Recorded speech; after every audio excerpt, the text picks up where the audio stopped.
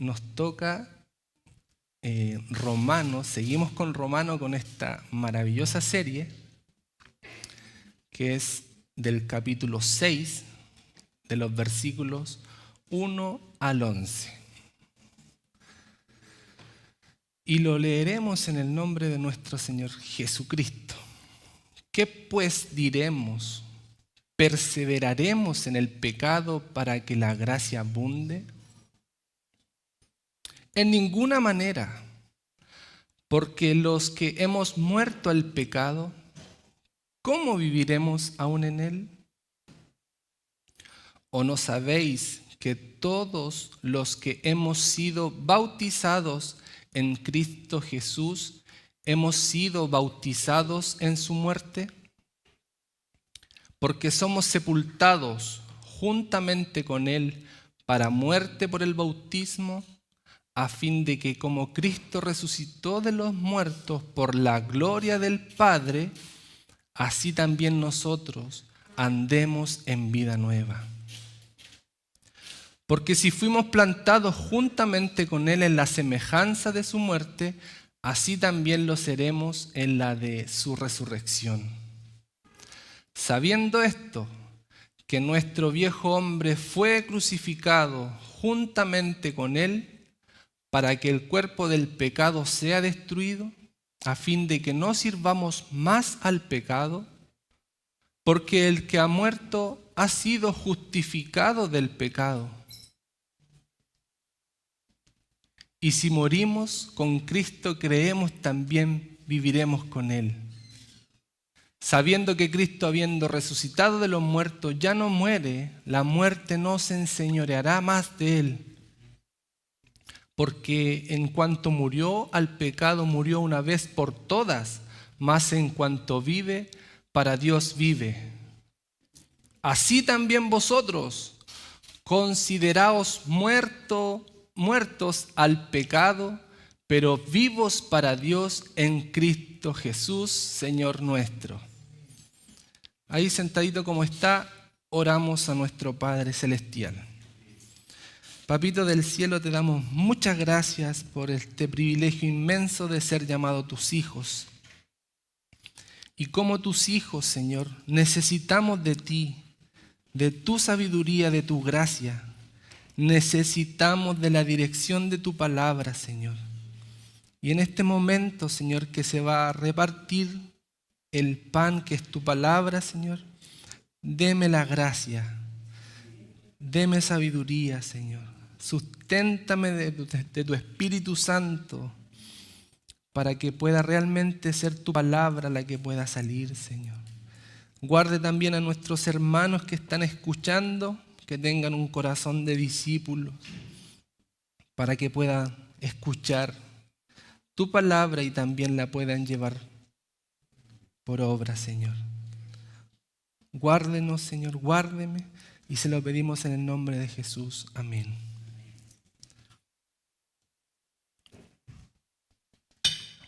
Es hermoso, mis hermanos, cómo hemos venido aprendiendo de la palabra del Señor, precisamente de Romanos.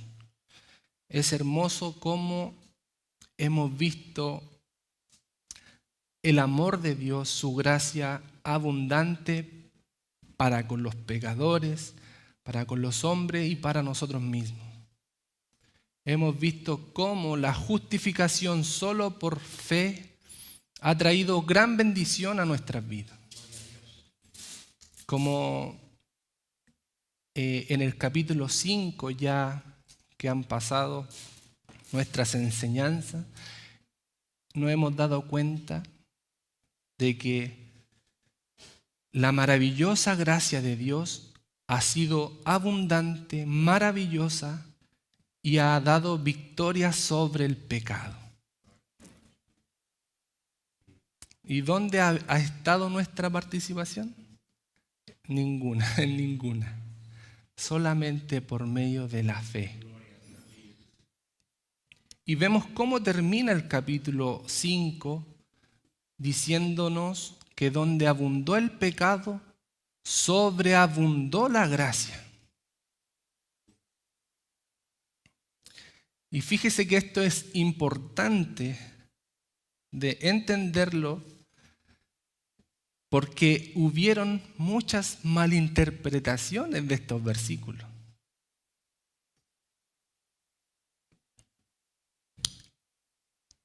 Pero fíjese que el apóstol Pablo se ha encargado de aclarar punto por punto cada una de sus enseñanzas. Y esta no va a ser la excepción, porque él estaba enseñando que la gracia es más abundante que el pecado, y eso no significaría que los hombres ahora pudieran pecar deliberadamente,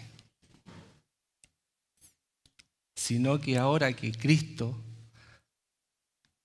había muerto y resucitado, también había una esperanza para nosotros en cuanto a la esclavitud del pecado, en cuanto al cuerpo del pecado, en cuanto a nuestro viejo hombre, que también fue crucificado en la cruz, para no seguir practicando el pecado. Qué maravillosa gracia del Señor. Vemos que la doctrina de la justificación que hemos visto en los capítulos anteriores ha sido tan importante, pero ahora entramos en otra doctrina, que es la santificación. La mayoría de los eruditos habla de dos aspectos de la santificación. Una que es posicional y la otra que es progresiva. ¿Ya? ¿Qué implica la santificación posicional? Que Eleazar Sasaki, en el momento que fue justificado por el Señor, recibió la salvación, fue separado, fue apartado, fue libertado de la esclavitud del pecado y fue traído y adoptado a la familia de Dios. ¿Qué significa? Que si Eleazar Sasaki hoy día mismo recibe esa salvación y hoy día mismo se va a su casa y muere, posicionalmente ya está seguro, salvo, santificado, sin ninguna obra que él hizo, solamente por mérito de Cristo. Santificación posicional. Y los que siguen viviendo, que somos nosotros que estamos hoy aquí escuchando la palabra del Señor, tenemos la santificación que es progresiva, que es de día en día. Porque si bien es cierto, tenemos una naturaleza de pecado que contiende con el Espíritu de Dios que fue derramado en nuestros corazones. Y es una lucha constante, mis hermanos. ¿Y cuál es la diferencia entre la justificación y la santificación? En que la justificación Dios la hace, yo no participo en nada para salvarme, es una obra solo de Dios, y en comparación con la santificación, en que Dios la hace, pero sí Él me capacita para yo también participar. Él me da las herramientas para que mi vida en santificación se vea afectada. Y es por eso que día a día debemos recordarnos el Evangelio. Día a día estamos siendo abastecidos por la palabra del Señor. Día a día tenemos el canal directo que es la oración y que son los medios de gracia que Dios ha puesto delante de nosotros para tomarlo y vivir esta vida en santificación. Existe cierta participación. Pero sin embargo, Pablo nos dice que quien lleva este proceso es Dios. ¿Tenemos participación en esto? porque Dios lo hace y yo participo porque Él me capacita y yo voy y tengo que hacerlo, sino vamos y hacemos los medios de gracia que Él nos dio, nuestra santificación será afectada. Y es fácil darnos cuenta, mis hermanos, que esto pasa. Deje de orar una semana, deje leer una semana su palabra, deje de venir en la comunidad que Dios nos ha entregado para poder crecer, edificarnos, animarnos unos a otros. ¿Cómo está su vida? De a poquito se va a ir apagando, secando.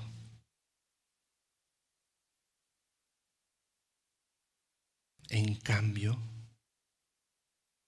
tomamos esto que Dios nos da y vamos, lo hacemos y se ve afectada nuestra relación, nuestra comunión con Él. Por esto que los versículos que hemos leído, mis hermanos, Pablo está tratando de aclarar y hay mucha malinterpretación en esto. Porque él dice, ¿qué pues diremos a esto? Claramente hace referencia a lo que viene diciendo, donde abundó el pecado, sobreabundó la gracia. No significa que debemos pecar para que la gracia actúe.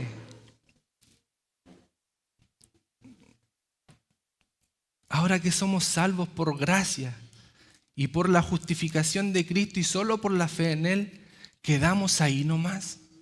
¿Nos quedamos quietos? Ya no hay nada más que hacer. Ya tenemos la salvación.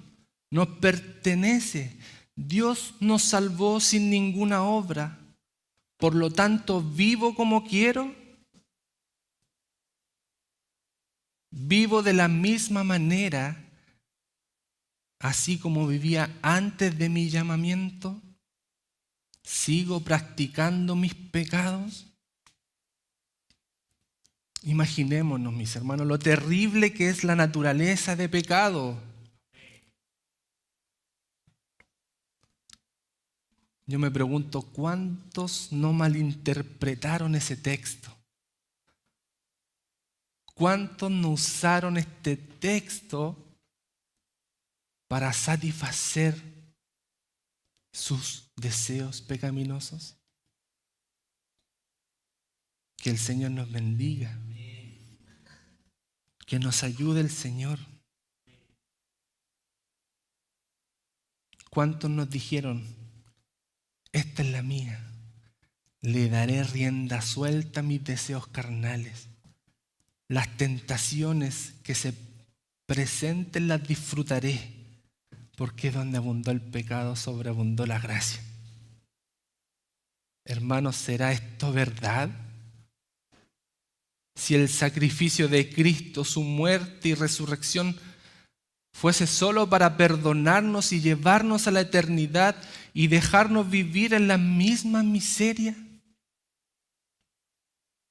esclavos del pecado, derrotados, siempre con motivaciones erróneas, motivaciones individualistas, solo pensando en mí, en mi familia, en mis hijos, solo pensando en que en esta vida, teniendo bienes materiales, encuentro mi descanso, viviendo en lujurias, en borracheras, drogas, adictos a la pornografía y cuántas otras cosas más. ¿Se imagina, mis hermanos? ¿Se ha puesto a pensar en aquellas metas que Dios antes de salvarnos teníamos? Metas erróneas, motivaciones incorrectas, metas personales. Tendremos, mis hermanos, tenemos la certeza en nuestra vida que esas metas cambiaron y esas motivaciones al momento de nuestra salvación. Podemos decir, sí, cambiaron mis motivaciones que estaban erróneas al momento de nuestra salvación. ¿Podemos decir eso confiadamente con la certeza de que somos cristianos y sí cambiaron mis motivaciones? ¿O aún sigo viviendo con las mismas motivaciones erróneas? Que el Señor nos ayude, mis hermanos. Porque lo que quiere explicarnos Pablo, porque si no es así, si aún seguimos practicando el pecado, realmente no somos cristianos. Y es ahí donde nosotros tenemos que, a través de la palabra del Señor, mirarnos. Que el Señor nos ayude, mis hermanos.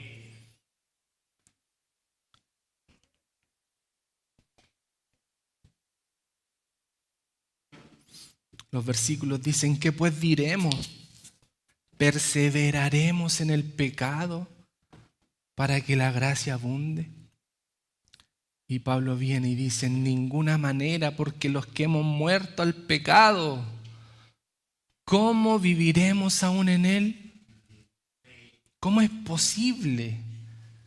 En ninguna manera no puede ser eso una torpeza.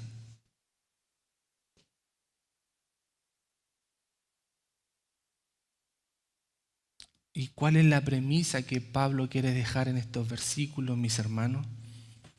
Lo que Pablo tenía en mente, que el creyente murió al pecado. Y esa debe ser nuestra identidad como hijos de Dios. Por lo tanto, no puede vivir en pecado. Si un hombre vive en pecado, no es creyente. Y si consideramos el pecado como un reino o esfera, entonces Pablo tiene que afirmar que el creyente ya no vive en ese ámbito o esfera. Él fue trasladado de las tinieblas a la luz admirable. Y así como es cierto que cuando la vida física en este mundo ha desaparecido, de la misma manera el cuerpo de pecado ha desaparecido. Más abajo lo explica como el viejo hombre.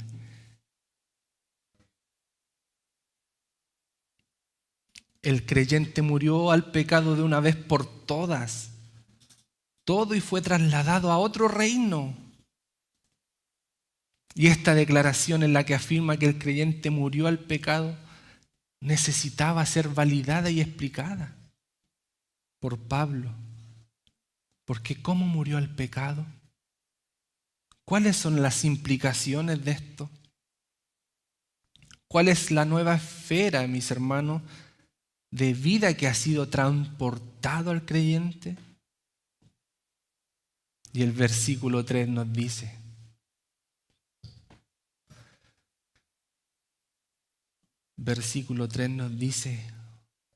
¿o no sabéis que todos los que hemos sido bautizados en Cristo Jesús, hemos sido bautizados en su muerte? Pablo apela al conocimiento de aquellos hombres, cristianos romanos, que tenían y sabían lo esencial que significaba el bautismo, que es la señal y el sello de estar insertados en Cristo, de la remisión de los pecados, la regeneración y la adopción. Como tal, proclama que aquellos que por la fe están unidos con Cristo en su muerte y resurrección, han muerto al pecado y han resucitado a una nueva vida. Pablo apelaba a que ellos conocían esto, la importancia del bautismo, para que pudieran entender que hemos sido bautizados en su muerte. ¿No sabéis? Le dice que hemos sido bautizados en su muerte. Por lo tanto, mis hermanos, el apóstol pretendía enseñar que la ordenanza del bautismo simboliza también nuestra unión con Cristo en su muerte. El bautismo era un punto doctrinal incuestionable. Recurrir al bautismo certifica que los lectores de la carta eran conscientes del lugar y la importancia del bautismo en la profesión de fe cristiana. Era y es la señal y el sello de la pertenencia del cuerpo de Cristo, y Pablo supuso que los creyentes de Roma no dudaban de la necesidad y el privilegio de este sello, de su condición de cristianos. Esto revela que el bautismo era considerado una señal de la iglesia. Por otro lado, mis hermanos, el bautismo en Cristo Jesús significaba bautismo en unión con Cristo. Ser bautizado en el nombre del Padre, del Hijo y del Espíritu Santo equivale a ser bautizados en la comunión de las tres personas de la deidad. Por lo tanto, el bautismo en Cristo significa solamente unión con Él y participación en todos los privilegios que Él representa.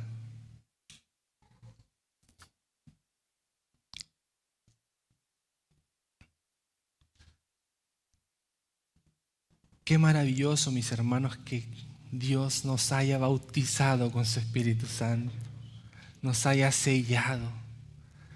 Que muchas veces vemos el bautismo de parte de los hombres hacia Dios, pero cuán importante fue el bautismo de Él hacia nosotros. Si el bautismo, mi hermano, expresa unión con Cristo, debe apuntar a la unión con Él en todo lo que es y en todas las fases de su obra. Tampoco, mis hermanos, puede divorciarse una fase de su cumplimiento redentor de cualquier otra fase. Todos los que hemos sido bautizados en Cristo Jesús, hemos sido bautizados en su muerte.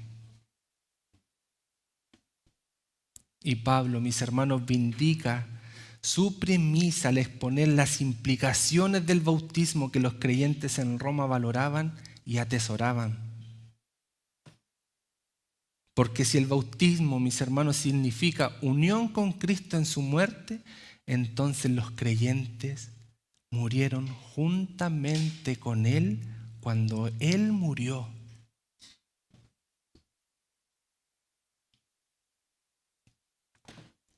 Y los versículos 4 dice, porque somos sepultados juntamente con Él para muerte por el bautismo, a fin de que como Cristo resucitó de los muertos por la gloria del Padre, así también nosotros andemos en vida nueva. Es como lo lógico, si habemos sido muertos con Cristo, también somos sepultados con Él, porque la muerte y el entierro van de la mano, no se pueden separar. ¿Y qué significa esto? ¿Por qué Pablo lo coloca ahí? Es para darle más énfasis a la resurrección de Cristo y a nuestra vida nueva. Porque dice, porque somos sepultados juntamente con Él para muerte por el bautismo, a fin de que como Cristo resucitó de los muertos por la gloria del Padre, así también nosotros andemos en vida nueva. Qué maravillosa obra de Dios que nos permite andar en nueva vida. Cambiar nuestras motivaciones erróneas. Y aún añade, porque si fuimos plantados juntamente con Él en la semejanza de su muerte, así también lo seremos en la de su resurrección.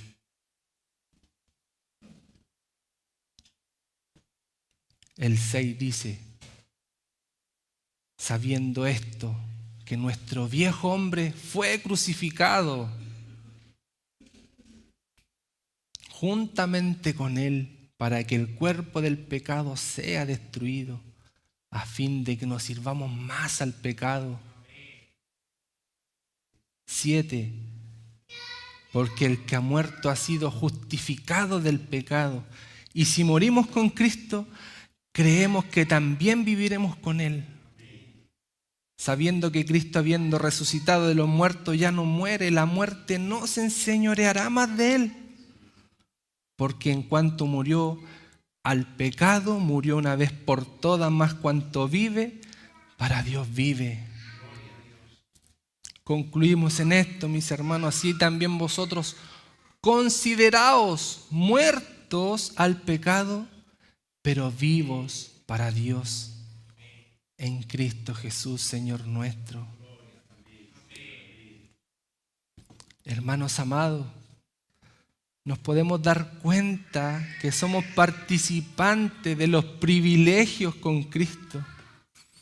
Y Él tuvo que ir a la cruz, sufrir el desprecio, el castigo, los golpes, la vergüenza, etc. Como nos recordara Isaías 53, versículo 4, ciertamente Él llevó nuestras enfermedades y cargó nuestros dolores. Con todo nosotros le tuvimos por azotado, por herido. De Dios y afligido, más fue el herido por nuestras transgresiones, molido por nuestras iniquidades. Y el castigo de nuestra paz cayó sobre Él, y por sus heridas hemos sido sanados. ¿Sanados de qué? Del dominio del pecado, de la esclavitud de Él. Tuvo un precio tremendo, mis hermanos, para yo vivir igual como vivía antes de que Cristo me llamara.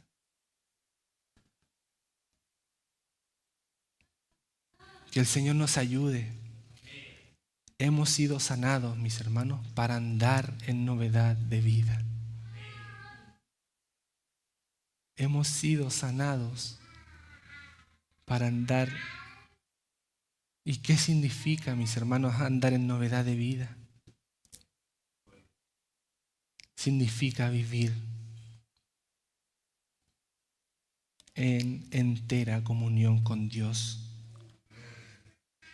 y dejar que su amor y gracia, con la ayuda de su Espíritu Santo, nos transforme de adentro hacia afuera, día tras día. Esto implica ser transformado a su imagen, permitir que el Espíritu Santo nos moldee, nos haga madurar, ser transformado en nuestro carácter, porque nuestro viejo hombre fue crucificado y debo reflejar el amor, la paciencia, la bondad y la humildad de Cristo. Hermanos amados, experimentar una relación profunda con nuestro Creador. ¿Cuánto tiempo en la semana hablas, conversas con tu Creador? ¿Inviertes tiempo en Él? Le pedimos: ayúdanos, Padre, a tomar las decisiones correctas. También implica, mis hermanos, reconocer su soberanía. Y es que el que está al control de nuestra vida.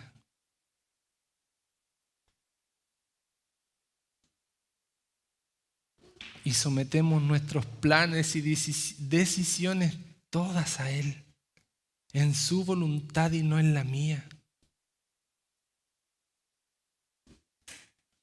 Andar en esta comunión, mis hermanos, significa recibir consuelo en tiempos de dificultad y fortaleza en momentos de debilidad, y recibir su paz y gozo en medio de las adversidades del día a día.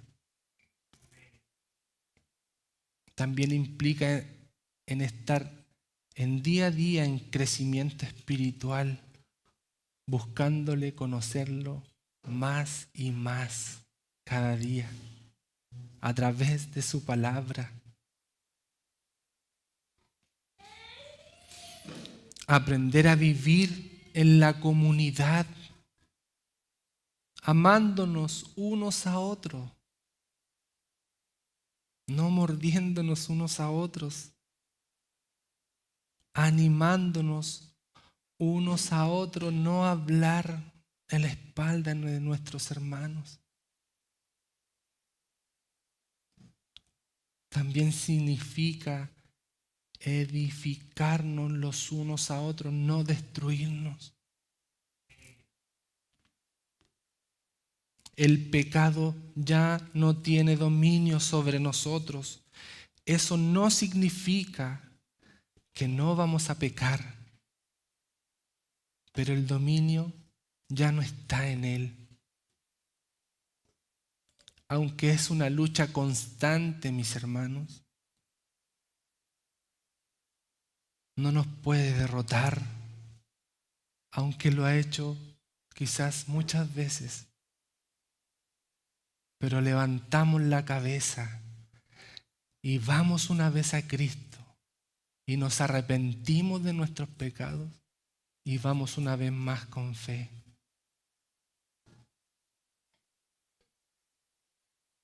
Y esto es muy importante que lo aprendamos. Todo esto mientras lo hagamos en nuestras propias fuerzas y mediante nuestros propios recursos, fallaremos miserablemente, porque el secreto de una vida cristiana fructífera no consiste en hacer, sino en morir a mi esfuerzo propio, para que la vida de Cristo que mora en nosotros pueda ser ella revelada.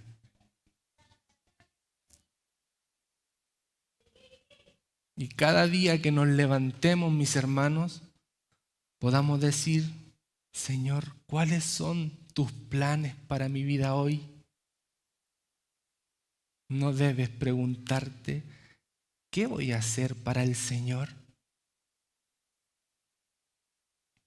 Sino, ¿qué va a hacer Él conmigo?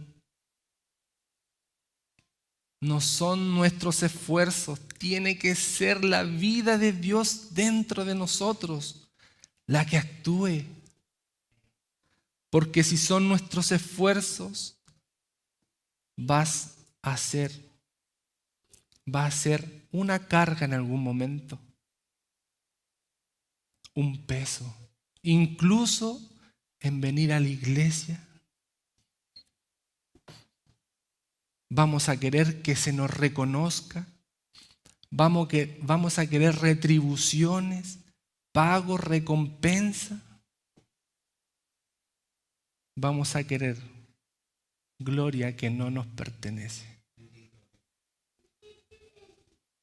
En cambio, si es la vida de Dios morando dentro de nosotros, sabremos que lo que estamos haciendo lo hacemos para la gloria de Dios.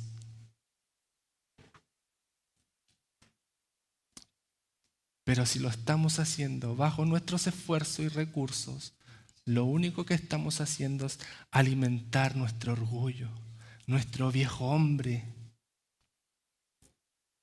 Pero Él ya fue crucificado, no nos tiene que dominar.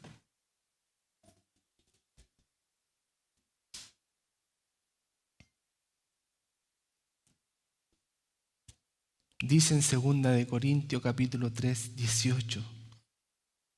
Ya con esto terminamos, mis hermanos. Por tanto, nosotros todos mirando a cara descubierta, como un espejo, la gloria del Señor, somos transformados de gloria en gloria en la misma imagen como por el Espíritu del Señor. Y 1 Corintios capítulo 1, versículo 30 dice: mas por Él estáis vosotros en Cristo Jesús, el cual nos ha sido hecho por Dios sabiduría, justificación, santificación y redención, para que, como está escrito, el que se gloríe, gloríese en el Señor. Le invito a que se ponga en pie, mis hermanos, y oremos por su palabra.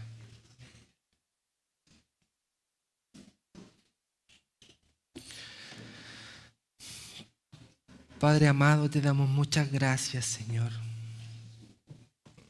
Te damos gracias porque tú nos abasteces de tu Espíritu Santo para pelear esta batalla día tras día, Señor. Es una lucha constante que tenemos con nuestra naturaleza, Señor. Te damos las gracias, Padre, porque cada vez que nuestra lucha, que generalmente en nuestra mente, en nuestros pensamientos, vienen a nosotros a atacarnos, a derrotarnos, Señor, podemos tener, Señor, poder tener a tu Hijo Jesucristo y podemos acudir a Él cada día y recordar el tremendo sacrificio y el pago que ha hecho por nosotros. Podemos ver también que cada día tú, por medio de tu palabra, nos abasteces. Y no te cansas, Señor, de darnos claridad, darnos luz para poder conducirnos, Señor. Te pedimos perdón, Padre. Perdona nuestros pecados. Y a la vez te agradecemos porque podemos ir en arrepentimiento y en fe cada día delante de ti, Señor. Tenga misericordia de nuestros hermanos, de Iglesia Gracia Soberana, Señor. Y que tu palabra, Señor, cada día fluya en este lugar. Y te lo pedimos por los méritos de Cristo nuestro Salvador. Amén.